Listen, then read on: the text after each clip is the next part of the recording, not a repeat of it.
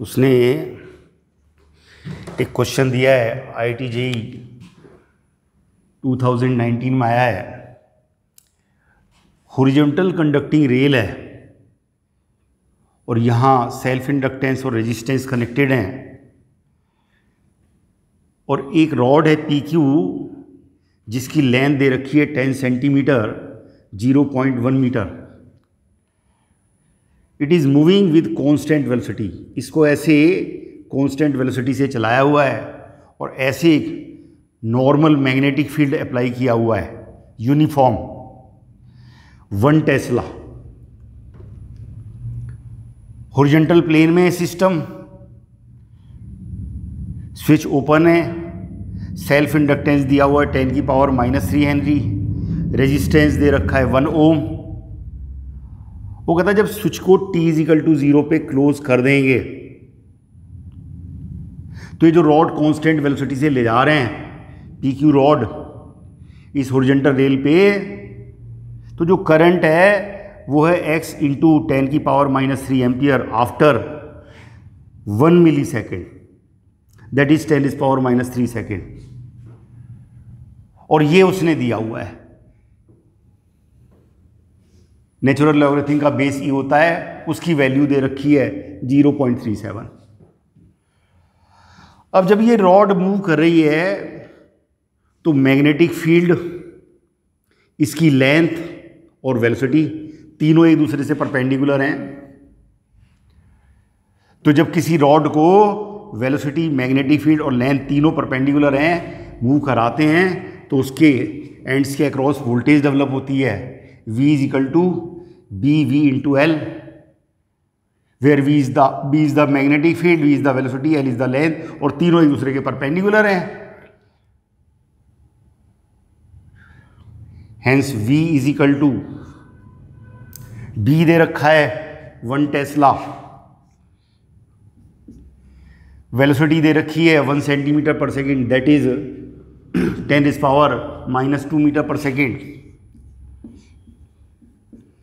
Length दे रखी है इसकी 10 सेंटीमीटर 0.1 मीटर, MKS में करेंगे सब कुछ, = 10 की power -3 volt.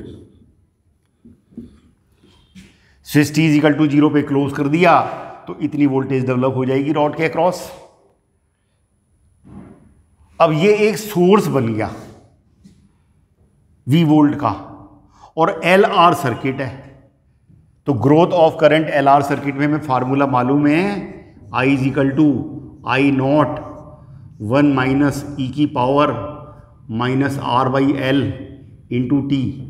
Current as a function of time, growth of current का केस होगा LR सीरीज में और वोल्टेज कांस्टेंट सोर्स है, तो करंट इस तरीके से as a function of time आती है। ये फॉर्मूला मालूम है हमें। और I0 है पीक वैल्यू। पीक वैल्यू जब होगी जब सारी की सारी वोल्टेज रेजिस्टेंस के अक्रॉस होगी। जब पीक वैल्यू हो जाएगी तो सेल्फ इंडक्टेंस के अक्रॉस वोल्टेज नहीं होगी, और पीक वैल्यू के लिए total voltage divide by R। Total voltage कितनी है 10 की पावर -3 डिवाइड बाई रेजिस्टेंस 1 ओम दिया हुआ है उसने, = 10 की पावर -3 एम्पियर।